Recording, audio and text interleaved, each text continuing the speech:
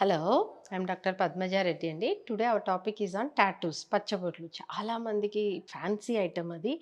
ఇష్టం వచ్చినట్లు వేయించుకోవడము. ఓకే. చూడ్డానికి చాలా బావుంటది.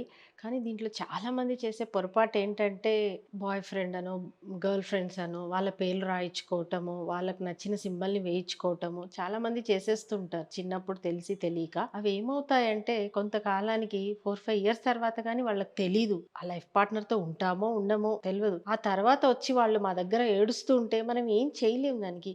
సో, మా దగ్గర లేజర్స్ ఉంటాయి. మనం ఎంత చేసినా గూడా చిన్న మార్కయితే పడుతుంది. అది పక్కన పెడితే ఇంకొకటేంటంటే, ఈ పచ్చబొట్టు అనేది ఉంటే మాత్రం ఖచ్చితంగా మిమ్మల్ని they are unfit for government jobs. చాలామంది మగపిల్లలు, ఆడపిల్లలు తీరా అప్లికేషన్ వేసిన తర్వాత గాని అది చూసుకొని అప్పుడొచ్చి మా దగ్గర ఏడుస్తూ, బాధపడుతూ ఉంటే, దాన్ని తీయడానికి మేము చేయగల ప్రయత్నం మేము చేయగలుగుతాము.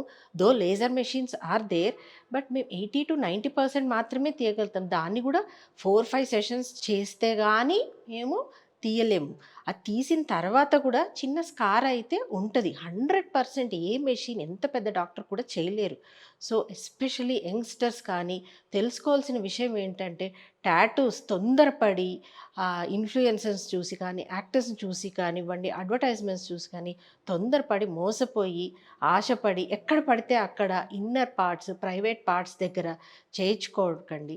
బాగా ఆలోచించండి. చేసుకునేటప్పుడు గూడా ఖచ్చితంగా మీ పేరెంట్స్‌కి చెప్పి చేయించుకోండి. This is my true sincere suggestion. Thank you.